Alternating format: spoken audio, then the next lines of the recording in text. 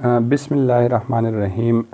इस video lecture में inductive circuit के रिलेटेड कुछ MCQs हैं, क्वेश्चन हैं। तो पहला सवाल इसके अंदर गिवन है कि in a circuit containing an inductance of zero resistance the current lags behind the applied AC voltage by आ।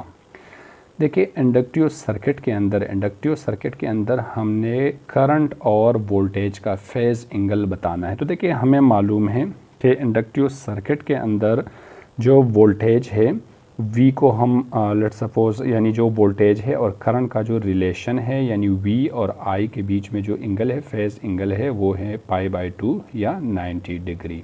यानी यहाँ पर जो A है वो फर्स्ट ऑप्शन जो है करेक्ट है।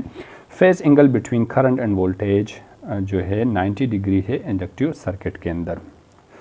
क्वेश्चन नंबर 2 बता रहे कि the average power dissipated in a pure inductor L carrying an alternating current of root mean square value of IS। देखिए, पावर डिसिपेशन का हमसे पूछ रहे और हमें मालूम है कि कैपेसिटिव सर्किट और इंडक्टिव सर्किट के अंदर पावर डिसिपेशन जो है वो ज़ीरो के इक्वल होते हैं, क्योंकि P = IV साइन थीटा या साइन ओमेगा टी, या हमारे पास जो आ जाएगा sine omega T and cos omega T. तो देखिए कि किसी भी वैल्यू पे या तो साइन हमारे पास ज़ीरो होगा या कॉस ज़ीरो होगा। जब ज़ीरो तो पूरा P = 0 हो जाएगा, तो पावर लॉस जो है यहाँ पर ज़ीरो के इक्वल होते हैं। तो यहाँ पर D जो है करेक्ट ऑप्शन है।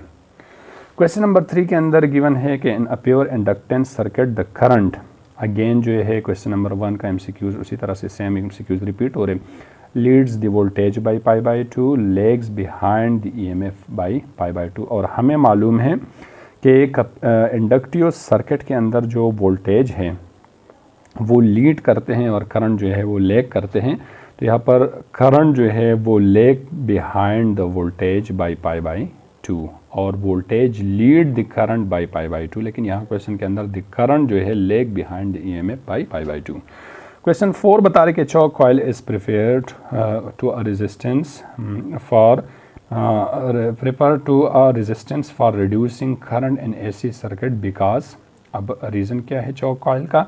Choke coil is cheaper, choke coil is easier to design, choke coil consume much less power, the eddy current produce in choke coil quickly reduce to the zero. तो देखिए, हमें मालूम है कि choke coil जो है असल में एक इंडक्टर होता है, एक कॉइल की तरह एक वाउंड होते हैं, एक वायर, इसको यानी इंडक्टर होते हैं असल में। और इंडक्टर जो है कंज्यूम यानी चौक कॉइल कंज्यूम लिटिल पावर जो है स्मॉल पावर कंज्यूम करते हैं। तो यहाँ पर जो C ऑप्शन है ये करेक्ट ऑप्शन है। क्वेश्चन नंबर 5 के अंदर बता रही कि choke use to limit high frequency AC has paramagnetic core, diamagnetic core, air core, iron core. असल में ये होता है हमारे पास एक आयरन कोर, एक इंडक्टर होता है। A choke coil has high inductance and high resistance, high inductance and low resistance, low inductance and high resistance, या low inductance and low resistance. तो हमें मालूम है कि चौक असल में इंडक्टेंस होता है, यानी इसकी जो इंडक्टेंस है वो हाई होते हैं और इसके अंदर जो रेजिस्टेंस है वो कम होते हैं। तो यहाँ पर B ऑप्शन जो है करेक्ट ऑप्शन है। क्वेश्चन नंबर 7 के अंदर गिवन है कि in AC circuit the current lags behind the voltage by π/3 the component in this circuit are. तो देखिए, यहाँ पर रिलेशन को अगर हम देखें ना, current lags behind the voltage end voltage lead the current. तो यहाँ पर देखिए, वो कंपोनेंट जिसके अंदर करंट लेग वोल्टेज बाई किसी भी एंगल से, और जो करंट वोल्टेज को लेग करते हैं वो सिर्फ हमारे पास इंडक्टिव सर्किट होता है। यानी यहाँ पर जो A ऑप्शन है वो करेक्ट ऑप्शन है। यानी रेजिस्टेंस और इंडक्टर का कॉम्बिनेशन के अंदर जो करंट है वो वोल्टेज को लेग करते हैं किसी भी, यानी π/2 पे या मतलब π/3। लेकिन लेग जो है वो करंट लेग वोल्टेज जो है ये सिर्फ इंडक्टिव सर्किट के अंदर करते हैं। क्वेश्चन नंबर 8 बता रही कि the impedance of a circuit contain inductance L and resistance R as given by. हमने इम्पीडेंस बताना है यहाँ पर। तो हमें मालूम है कि इम्पीडेंस को Z से डिनोट करते हैं V/I, और हमें मालूम है कि टोटल वोल्टेज जो है ये एक सीरीज़ कम्बिनेशन है। V बराबर होता है यहाँ पर VR² प्लस V इंडक्टर है और एक रेजिस्टेंस है, तो मैंने VR लिख दिया और इंडक्टेंस की जगह पर VL² अंडर द रूट लिखूंगा यहाँ पर। तो देखिए, V हमें मालूम है according to ohm law IR के इक्वल होते हैं, और इंडक्टिव के लिए हमारे पास IXL हो जाएगा, यानी V is equals to IR², और ये आ जाएगा हमारे पास IXL²। ये रिएक्टेंस है इंडक्टिव सर्किट का अंडर द रूट। तो देखिए अब इसमें से हम यानी I² और I² यानी दोनों को हम कॉमन भी कर सकते हैं और रूट से भी बाहर कर सकते हैं। तो ये आ जाएगा V इज इक्वल्स टू, देखिए रूट से अगर हम इसको बाहर करना होगा तो रूट के साथ ये स्क्वायर कैंसिल हो जाएगा और अंदर आ जाएगा हमारे पास R² प्लस ω_L², यानी ये आ जाएगा XL बराबर होता है ω_L के इक्वल होते हैं। इसके ऊपर यानी XL जो है यहाँ पर बराबर है किस चीज़ के, ω_L के। तो इसके ऊपर भी स्क्वायर आ जाएगा, इसके ऊपर भी स्क्वायर आ जाएगा। इसको मैं यहाँ पर रिप्लेस करूँगा तो ये आ जाएगा Z is equals to V की जगह पर I under the root R² plus ω_L² divide by I से कैंसिल हो जाएगा और क्या बचेगा, Z is equals to R² plus ω_L² under the root. तो यहाँ पर जो C ऑप्शन है ये है हमारे पास इम्पीडेंस ऑफ इंडक्टिव सर्किट, यानी C करेक्ट ऑप्शन है। क्वेश्चन नंबर 9 बता रहे in AC circuit, the potential difference across an inductance and a resistance joined in a series are respectively, यानी इंडक्टेंस और रेजिस्टेंस को सीरीज़ में कनेक्ट किया हुआ है 16 वोल्ट एंड 20 वोल्ट, यानी जो रेजिस्टेंस पहला है या इंडक्टेंस पहला है तो VL जो है यहाँ पर 16 वोल्ट है और VR जो है यहाँ पर 20 वोल्ट है, join in a series. The total potential difference across the circuit as, तो सर्किट पे टोटल पोटेंशियल डिफरेंस किस चीज़ के इक्वल होगा। तो देखिए हमें मालूम है कि इस तरह से एक इंडक्टर कॉइल है और इसके साथ एक रेजिस्टेंस जो है एक सीरीज़ में कनेक्ट है। यहाँ पर ये VL हो जाएगा और यहाँ पर VR इस तरह से एक सीरीज़ में कनेक्ट है। तो बता रहे कि सर्किट के अंदर VT किस चीज़ के इक्वल होगा, यानी टोटल वोल्टेज जो है यानी VT हमने बताना है। तो देखिए हमें मालूम है कि अगर हम गौर करें ना तो जिस तरह से इसका जो फेज़ डायग्राम बन जाते हैं तो ये आ गया हमारे पास, लेट्स सपोज Y एक्सिस पे है हमारे पास VL और X एक्सिस पे है हमारे पास VR। अगर इन दोनों को हम कंबाइन कर देते हैं तो VR और ये आ जाएगा इसके हेड के साथ VL और ये आ जाएगा हमारे पास VT, यानी टोटल जो रिजल्टेंट वोल्टेज है यहाँ पर ये बन जाएगा। तो देखिए और हमें मालूम है कि हाइपोटेनियस को हम base square plus perpendicular square के फार्मूले से फाइंड कर देते हैं। तो यहाँ पर ये जो VT है या V रिजल्टेंट वोल्टेज जो है ये आ जाएगा हमारे पास VR का स्क्वायर, ये रिजल्टेंट है, और ये यानी जो रेजिस्टिव वोल्टेज है रेजिस्टर पे जो वोल्टेज है वो है हमारे पास, इसको लेट्स सपोज T से इसको कंसिडर कर देते हैं तो VR² plus VL² under the root हो जाएगा। वही सेम जो है हमने यानी जो पिथागोरस थ्योरम वाला फार्मूला है वो यूज़ किया। तो VT आ जाएगा हमारे पास, VR की वैल्यू यहाँ पर है 20 का स्क्वायर और VL की वैल्यू है 16 का square under the root.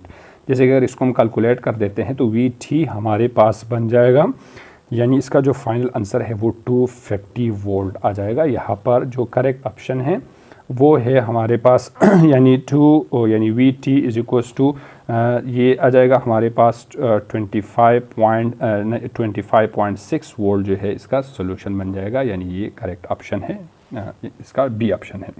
Question number 10 बता रहे कि an alternating EMF is connected across a series combination of a resistor R and inductor L. Again series combination है resistor L का, potential drop across R is 200 volt and L is 150 volt. The applied voltage is, applied voltage किस चीज़ के equal होगा यहाँ पर। तो देखिए हमें मालूम है यहाँ पर कि VR जो है यहाँ पर 200 वोल्ट है और VL जो है यहाँ पर 150 वोल्ट है। तो टोटल वोल्टेज किसके इक्वल हो जाएगा, VT। अगेन हम ये वाला इक्वेशन यूज़ कर देते हैं इसी फार्मूले के लिए। तो ये आ जाएगा हमारे पास VT is equals to VR का स्क्वायर प्लस VL का स्क्वायर अंडर द रूट। अगर इसके अंदर हम वैल्यूज़ रिप्लेस करेंगे तो 200 का स्क्वायर प्लस 150 का स्क्वायर अंडर द रूट, और इसको कैलकुलेट करके इसका जो फाइनल आंसर बन जाएगा ये बन जाएगा हमारे पास ये बन जाएगा 250 जो है इसका आंसर है 250 वोल्ट, यानी ये बन जाएगा हमारे पास इसका सोल्यूशन, यानी C जो है यहाँ पर करेक्ट ऑप्शन है। और इसका जो सोल्यूशन है इसको सॉल्व करके 25.6 वोल्ट बन जाते हैं।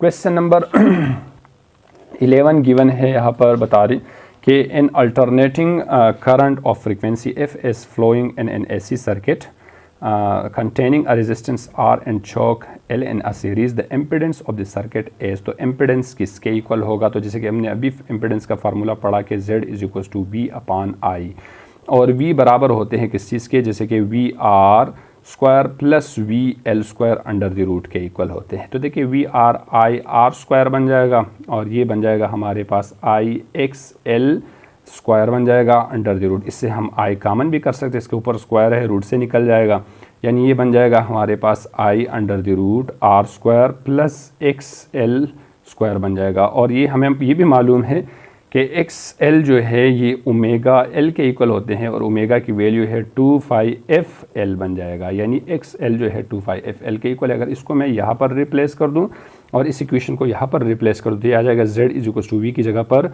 आई under the root R square plus, अब इसके ऊपर स्क्वायर है तो 2 4 बन जाएगा, 5 square f square L square बन जाएगा। और यहाँ पर हमारे पास डिवीजन में भी इस इक्वेशन के अंदर आई है तो आई से कैंसिल हो जाएगा और z is equal to R square plus 4 pi square f square L square हो जाएगा अंडर द रूट। तो यहाँ पर जो बी ऑप्शन है ये करेक्ट ऑप्शन है। और क्वेश्चन नंबर 12 के अंदर बता रहे कि 10 Henry inductor of negligible resistance, यानी इंडक्टेंस जो है यहाँ पर L is equal to 10H, और दूसरा जो है हमारे पास रेजिस्टेंस जो है 0 है, निग्लिजिबल रेजिस्टेंस है, इस connected across a source of voltage, amplitude जो है हमारे पास 50 वोल्ट है, V is equal to 50 volt बना, और and the angular frequency omega की वैल्यू है 1000 रेडियन पर सेकेंड, ये ओमेगा की वैल्यू है। The root mean square of the current will be, तो रूट IRMS किस चीज़ के इक्वल होगा इस केस में, तो हमें मालूम है कि IRMS जो है ये बराबर होते हैं I naught divide by under the root 2 के। तो देखिए हमें आई नॉट चाहिए या हमें आई की वैल्यू यहाँ पर चाहिए, तो आई की वैल्यू निकालने के लिए ये आ जाएगा हमारे पास, देखिए अगेन हम एम्पिडेंस वाला इक्वेशन यूज़ करते कि z is equal to V upon I, तो आई बराबर हो जाएगा किस चीज़ के, v अपॉन जो है एम्पिडेंस z के इक्वल हो जाएगा। और i is equal to z का इक्वेशन अभी हमारे पास यहाँ पर बना था कि i जो है ये आ जाएगा v divide by R square plus X L जो है यहाँ पर जैसे एंगुलर फ्रिक्वेंसी गिवन है तो इसको मैं ओमेगा एल स्क्वायर भी लिख सकता हूँ अंडर द रूट। अब अगर इसके अंदर मैं वैल्यूज़ रिप्लेस करूँगा तो v जो है यहाँ पर क्वेश्चन के अंदर 50 गिवन है, r जो है हमारे पास निग्लेजिबल है तो ये 0 स्क्वायर आ जाएगा, ओमेगा की वैल्यू है 1000 और L की वैल्यू यहाँ पर गिवन है 10 और इसके ऊपर जो है स्क्वायर भी है अंडर द रूट। तो ये बन जाएगा मेरे पास इसका जो फाइनल सोल्यूशन है I जो है मेरे पास बन जाएगा 5 एक्सपोनेंशियल माइनस 3 एम्पेयर, इसको मैं लिख सकता हूँ कि 5 मिली एम्पेयर। देखिए I की जगह पर मैं ये वैल्यू यहाँ पर रिप्लेस करूँगा तो IRMS इज इक्वल्स टू ये 5 divide by under the root 2 milliampere आ जाएगा। तो देखिए यहाँ पर जो करेक्ट ऑप्शन है वह है 5 डिवाइड बाई यानी 5 divide by under the root 2 यानी मिली एम्पियर, ये जो बी ऑप्शन है इसके अंदर जो है divide by under the root 2 milli ampere है, यानी बी यहाँ पर करेक्ट ऑप्शन है। तो ये थे क्वेश्चन इंडक्टिव सर्किट पे। अब इसके फर्दर क्वेश्चन भी है, इसको नेक्स्ट वीडियो के अंदर डिस्कस करते हैं। अल्लाह हाफ़िज़।